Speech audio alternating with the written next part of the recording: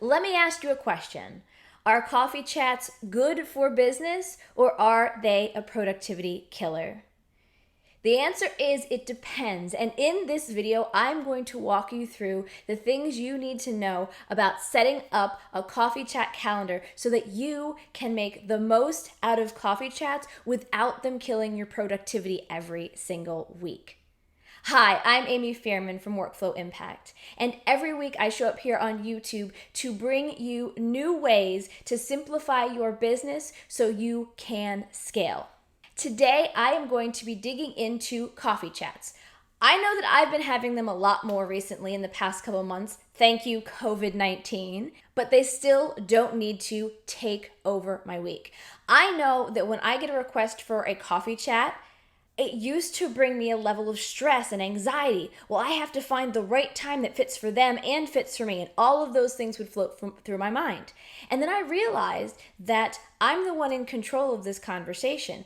I don't have to say yes. But let's be honest. Word of mouth referrals are amazing from people we already know, like, and trust. All those people, our friends, our colleagues, our peers. We don't want to say no to a coffee chat because we're worried about how it might affect our incoming referrals. Fear no more. You can use your calendar to say no for you so you don't have to put yourself and your peers in an awkward situation to be saying, no, that's not a good fit for me right now. I don't have time for you, is basically what that says. That doesn't really feel that great, and it feels a little bit like you don't care. You don't want to have that, but you don't have to be the one who's constantly there saying, nope, doesn't work for me this time. I've got a better solution for you. I am going to talk to you today about the 3 things to keep in mind when you are building out your coffee chat calendar. Now, this is the calendar that you'll provide when somebody says, hey, can we get together for 20 minutes to talk about X, Y, or Z? Instead of saying, no, it doesn't work, or saying, yes, what time works for you, and then having that back and forth, send them the link to your calendar and they can make the decision. Now, the 3 things you need to remember when you are scheduling coffee chats, when you're building out your calendar is 1, you are in control of your time. You, yes, you, not the other person making the request. You decide when it works in your schedule. And if that is this week, next week, or next month, you can figure out what works. Maybe you're in the middle of a launch right now. Maybe you've got a major client project that's coming to a close. Guess what?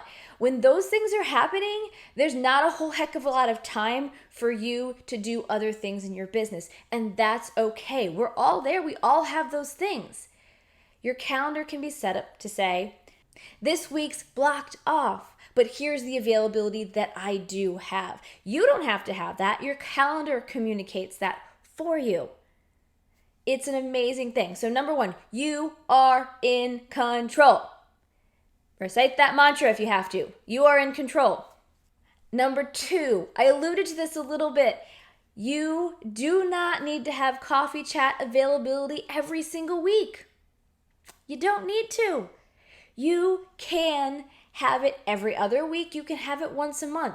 I know that some people work on a 3 weeks on, 1 week off. And maybe you're working for 3 weeks and maybe on that 4th week, you have availability for coffee chats to be able to have those short conversations because you're not doing in-depth client or coaching work. So knowing, number 2, you do not need to have availability every week. You get to set that availability. And lastly, it's important to figure out exactly what you want this coffee chat schedule to look like on the daily basis. When you set up your days for coffee chats, ask yourself a couple of questions. How many of these do I want to do today? Now, you can set that by limiting the window of time that you have or by spacing them out and saying, I only want to be able to do 2 coffee chats today. So once those 2 are scheduled, that day no longer becomes available in your schedule and it goes out to whenever your next coffee chat window is. Also, make sure you set up your buffers between coffee chats. I know for me, I still gotta pee.